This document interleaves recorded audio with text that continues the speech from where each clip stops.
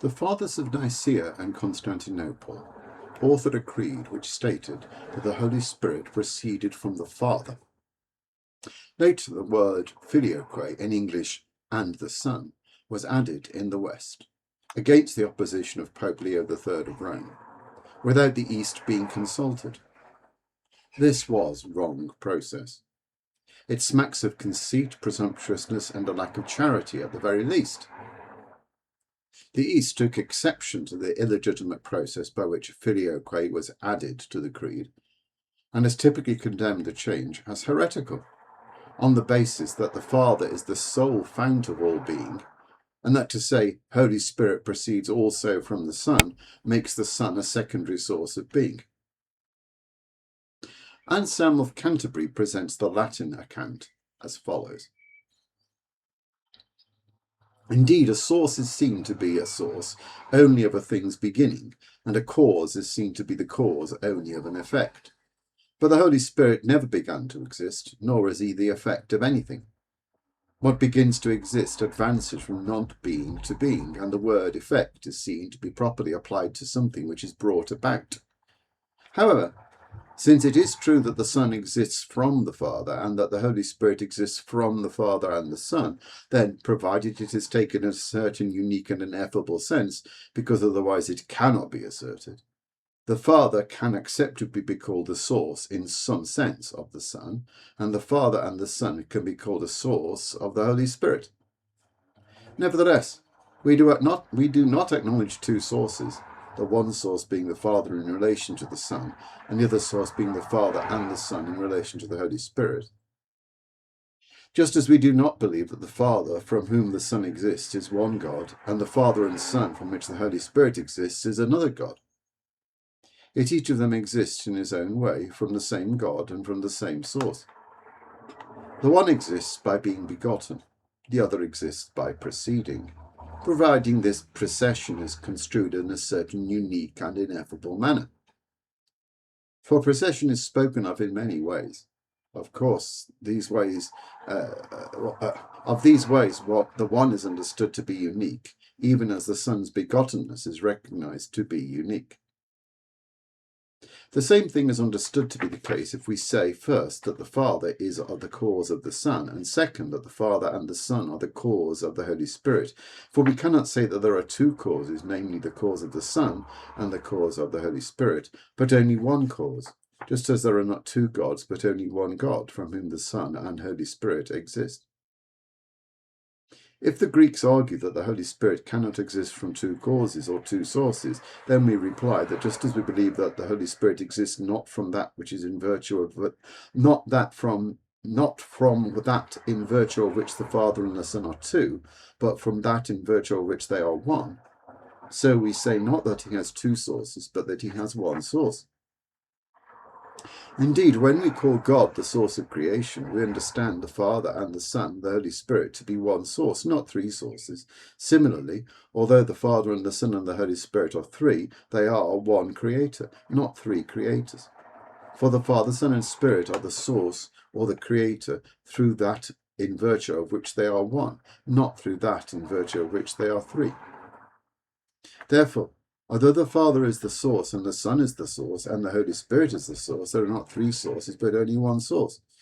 Similarly, when the Holy Spirit is said to exist from the Father and the Son, he exists not from two sources but from one source, which is Father and Son, even as he exists from one God who is Father and Son, if God can properly be said to have a cause or a source.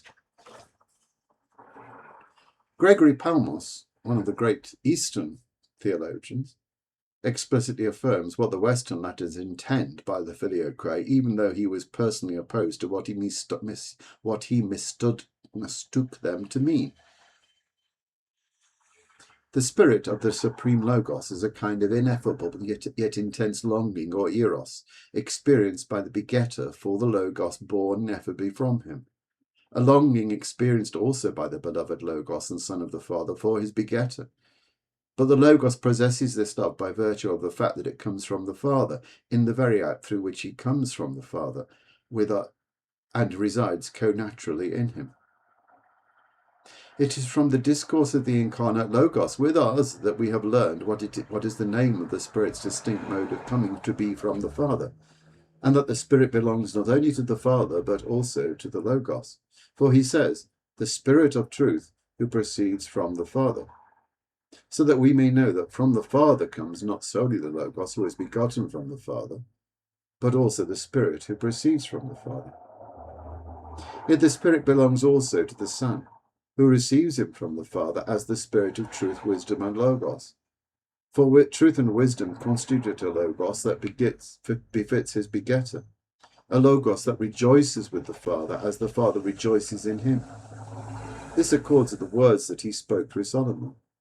I was she who rejoiced together with him. Solomon did not say simply rejoiced, but rejoiced together with. This pre-eternal rejoicing of the Father and the Son is the Holy Spirit, who, as I said, is common to both, which explains why he is sent from both to those who are worthy.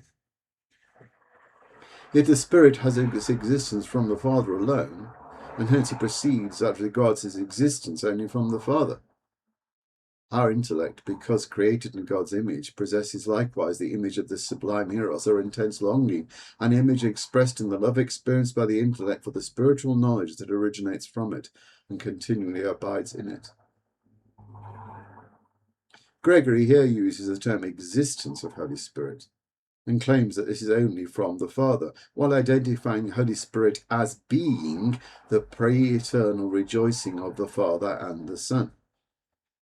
He also says that the Holy Spirit is a kind of ineffable yet intense longing or eros experienced by the begetter for the Logos born ineffably from him, a longing experienced also by the beloved Logos and Son of the Father for his begetter, which is a reciprocal arrangement as regards the role of the Father and the Son, consonant with the teaching of Anselm, while also saying that but the Logos possesses this love by virtue of the fact that it comes from the Father in the very act to which he comes from the Father, and it resides co-naturally in him, which introduces some kind of undefined asymmetry.